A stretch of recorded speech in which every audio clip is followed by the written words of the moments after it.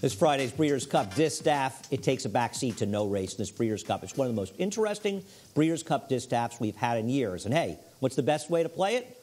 Play it through NYRA-Bets, a great sign-up bonus available through Breeders' Cup Sunday, November 5th. Earn up to a 10% bonus, up to $1,000 of all of your action. The Breeders' Cup Distaff, it is, as it should be, a battle between the older fillies and mares and the 3-year-old fillies. And it's a good crop of 3-year-olds this year. And in some ways, they dominate the race, but you have to start with the older horses. And I think that conversation begins with Stellar Wind, who finished second at Keeneland in this race 2 years ago as a 3-year-old. Didn't run as well last year at Santa Anita, and I guess that's one of the reasons her connections have wrapped her in bubble wrap for the whole year. She's making just her 4th start.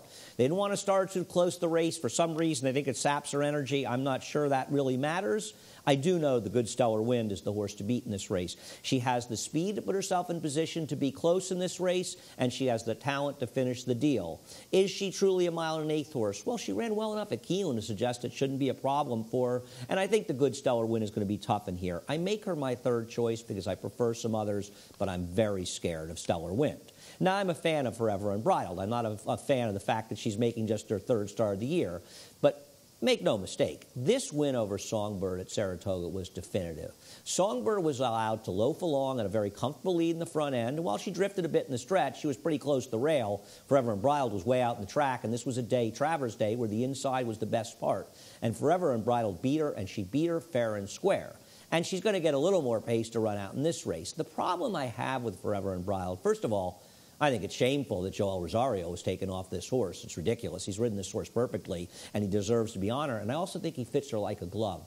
Joel's style, his patient style of waiting and making that last run has suited this horse, and I think that will hurt her in this race. I also just don't know if she's necessarily quite fast enough, how much pace she's going to get, and I prefer others, but I do respect Forever Unbridled. Now, we'll talk about a couple of the 3-year-olds, one of them being Abel Tasman, who at the time, she is the leader of this division, despite her loss to the Cotillion last time.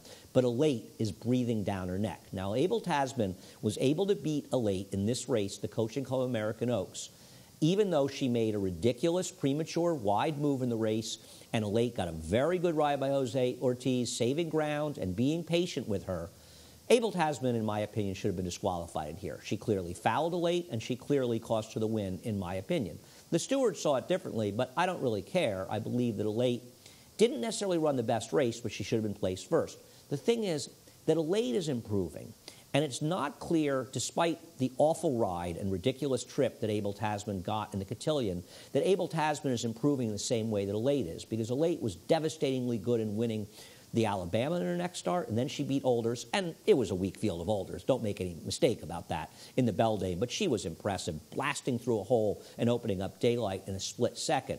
Elate's a lot of people's choice in here. She's my 2nd choice. She is probably the 3-year-old that has the biggest future. Does she have a big step forward in this race, a race that Bill Mott won with Royal Delta as a 3-year-old a number of years ago at Churchill? The other 3-year-old, though, that I want to talk about is Paradise Woods.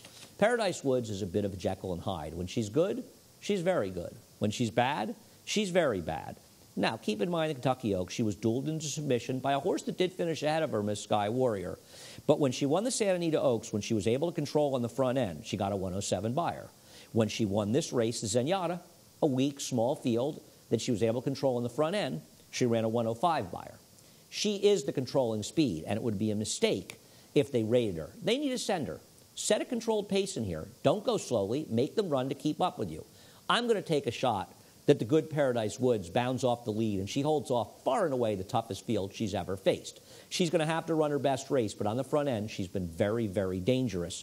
So I'm putting Paradise Woods on top in this race, the 7 Paradise Woods, over the 5 Elate, the 2 Stellar Wind, and the 6 Forever Unbridled. I'm a fan of these horses. I think they're all good, but I'm going to try to wire them with Paradise Woods. And keep in mind, you're playing through NYRA-Bets, and you're playing on your mobile device. A 10% winner's bonus on exactas on all the Breeders' Cup action on Friday and Saturday.